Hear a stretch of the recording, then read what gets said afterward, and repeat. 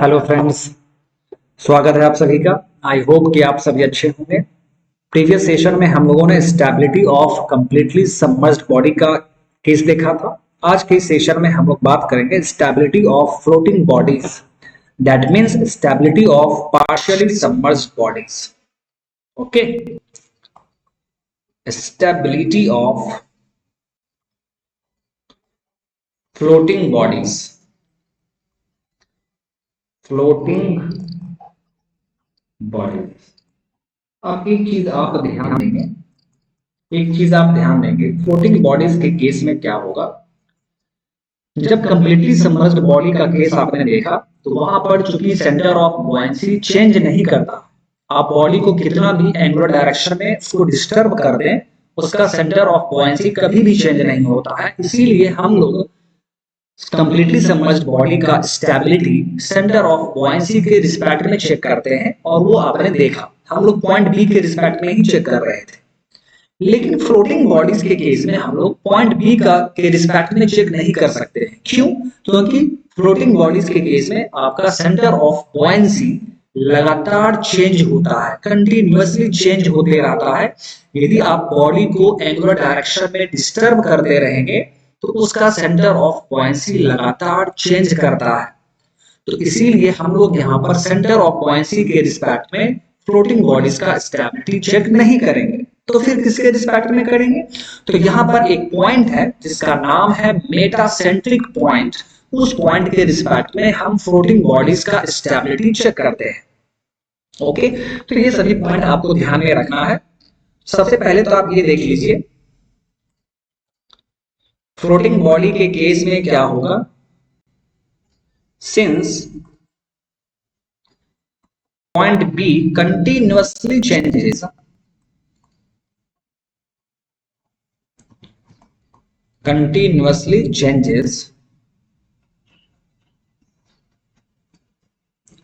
with the angular disturbance, angular disturbance के साथ लगातार चेंज होता है। angular disturbance, so stability will be checked. So stability will be checked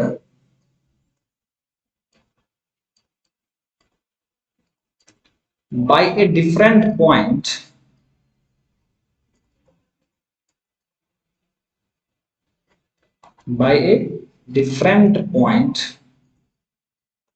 called metacentric point,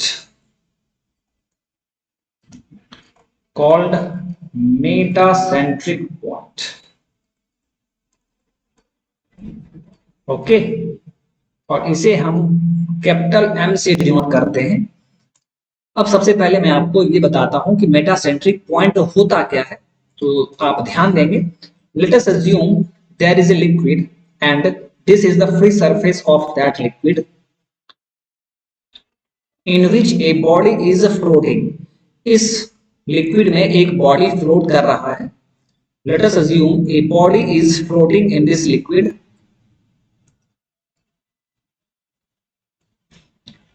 This body is floating in this liquid, and this is the center line of this body. So we know that the center of gravity point will be in the middle of this body.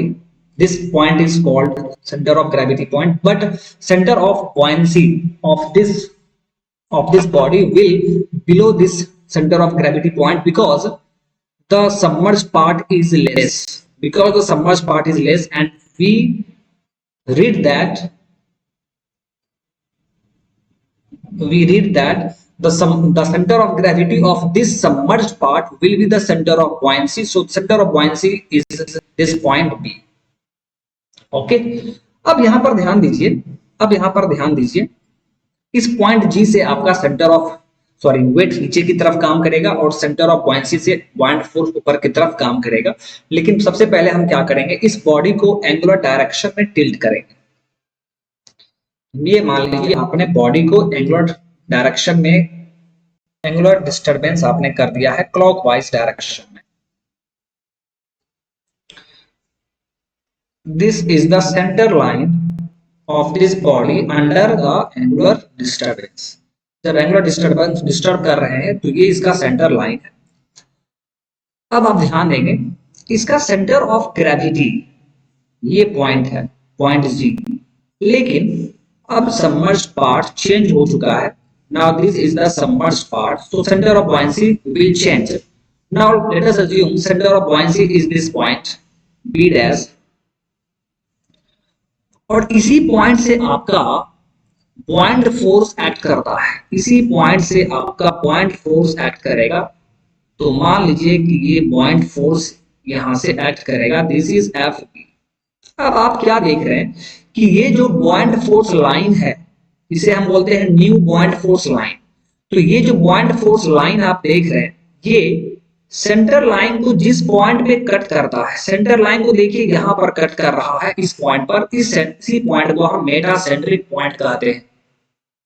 इसी point को, किसी body को आपने angular direction में tilt किया है, angular direction में आपने टिल्ट किया, तो वहां पर जो न्यू पॉइंट फोर्स लाइन होगा वो सेंटर लाइन को जिस पॉइंट पर कट करेगा उसी पॉइंट को हम मेटासेंट्रिक पॉइंट कहेंगे। सो मेटासेंट्रिक पॉइंट का डेफिनेशन क्या होगा?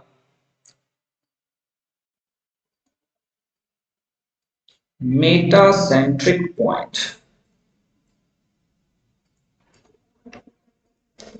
इसका डेफिनेशन क्या हो जाएगा? देखिए, it's a point of intersection,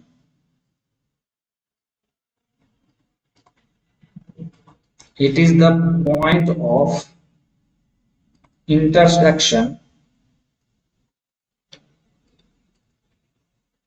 of new point force line of new point force line with the center line of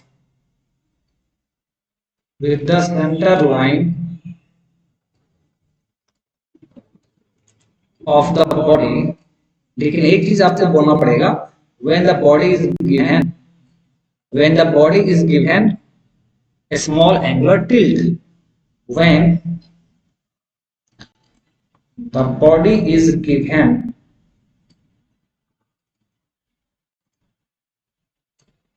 a small angular tilt, a small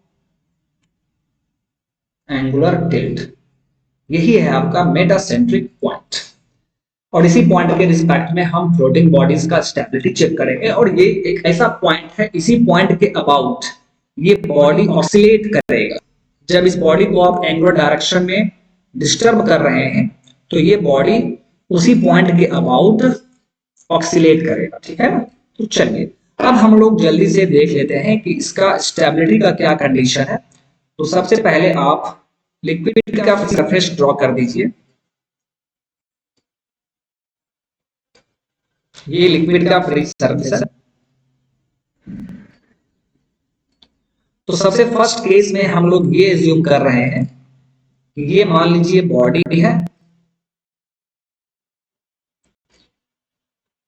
okay, ये centre line इसका। तो हम लोग सबसे पहले फर्स्ट केस देख रहे हैं, case 1, M lies above G। हम M पॉइंट के रिस्पेक्ट में देखेंगे। तो फर्स्ट केस हम एज्यूम कर रहे हैं M lies above G, यानी मेटासेंट्रिक पॉइंट G के ऊपर होगा। तब क्या होगा आइए देख लेते हैं। अब इस बॉडी को हम एंगुलर डिस्टर्ब करेंगे क्लॉकवाइज डायरेक्शन में। आइए, बहुत ही अच्छी बात है, आप डिस्टर्ब कर दीजिए। ये बॉडी है, इस बॉडी का सेंटर लाइन, ये इस बॉडी का सेंटर लाइन, ठीक है। एंड यहां पर मान लीजिए कि ये इसका सेंटर ऑफ ग्रेविटी है। सेंटर ऑफ buoyancy यहां पर देखिए ये पॉइंट था, लेकिन यहां पर क्या होगा, चेंज हो जाएगा। Let us assume this point is B dash, और इसी बी डैश पॉइंट से आपका मेटासेंट्रिक पॉइंट एक्ट करेगा। ये आपका पॉइंट फोर्स और मेटासेंट्रिक पॉइंट देखिए यहां पर मिल गया है आपको।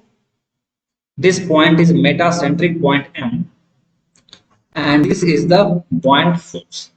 तो इसी में देखिए फर्स्ट केस क्या कह रहा था, एम लाइज एबव जी। तो ये आपको दिख रहा है कि यहाँ पर एम क्या है, जी से ऊपर लाई कर रहा है और आपने बॉडी को क्लॉकवाइज डायरेक्शन में डिस्टर्ब किया है। तो फिर सेम देखिए जी पॉइंट से आपका टोटल वेट नीचे की तरफ काम कर रहा है और बी डैश पॉइंट से पॉइंट फोर्स ऊपर की तरफ काम कर रहा है और दोनों ही फोर्स के बीच में एक परपेंडिकुलर डिस्टेंस भी आप देख पा रहे हैं। ठीक है, चूंकि mg और fb आपस में बराबर है और दोनों के बीच में एक परपेंडिकुलर डिस्टेंस है, दैट मींस यहां पर क्या होगा,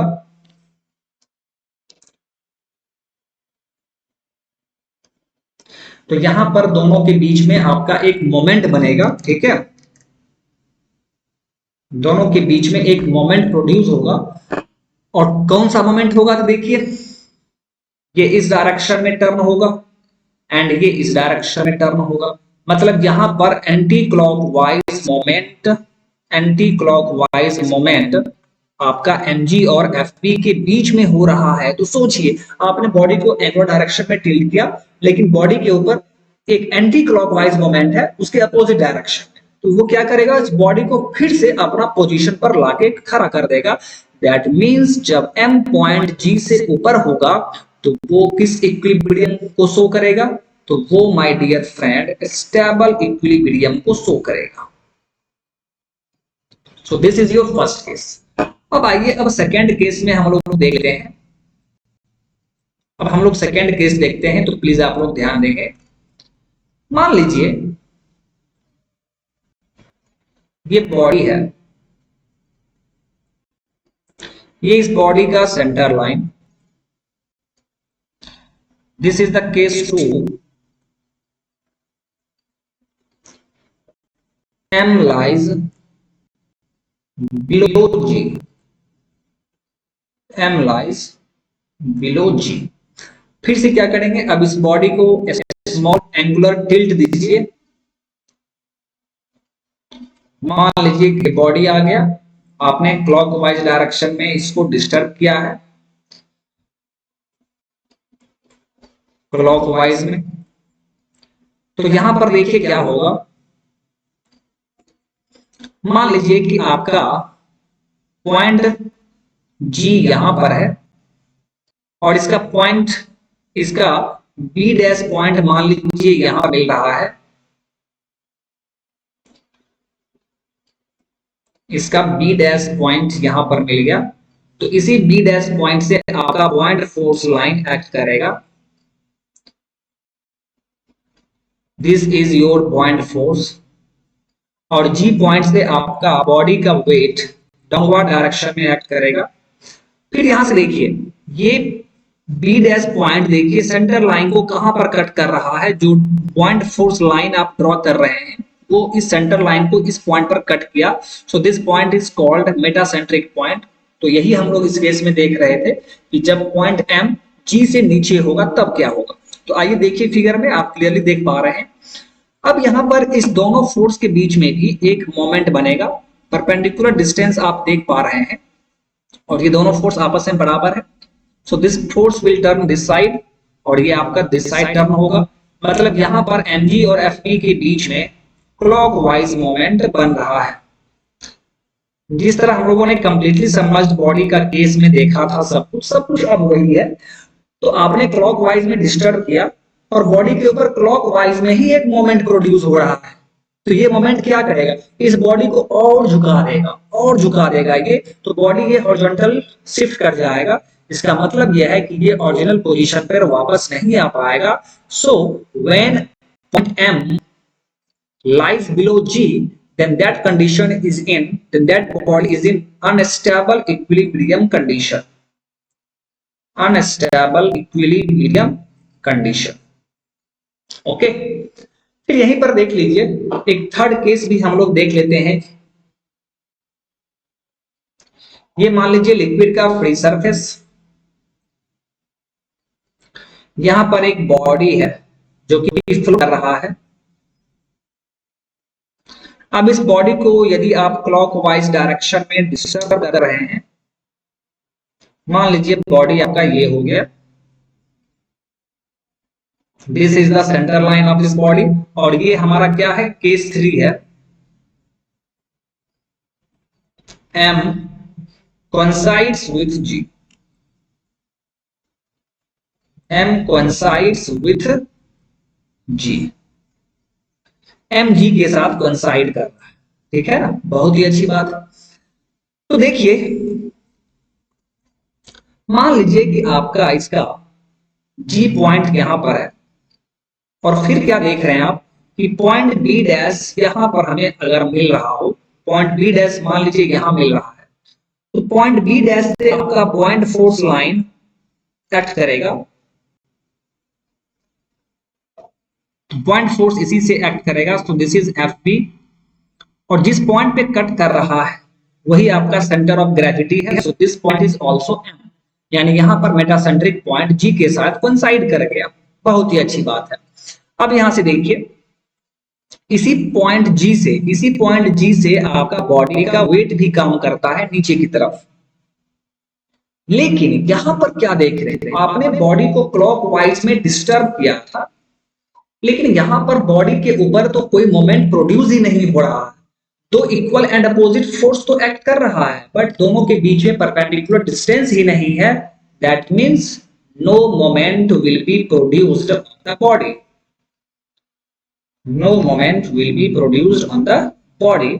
सो इसका मतलब क्या है, आपने क्लॉकवाइज में डिस्टर्ब किया और वहां पर बॉडी के ऊपर ना ही क्लॉकवाइज ना ही एंटी क्लॉकवाइज में कोई भी मोमेंट काम कर रहा है, इसका मतलब बॉडी जिस पोजीशन पर है उसी पोजीशन पर ये रुका रहेगा, ठीक है, ये यहां से मूव नहीं करेगा, ना ही वर्टिकल में ना ही हॉरिजॉन्टल में, तो बॉडी अपने ही पोजीशन पर रहेगा, so that means this is the case of neutral equilibrium,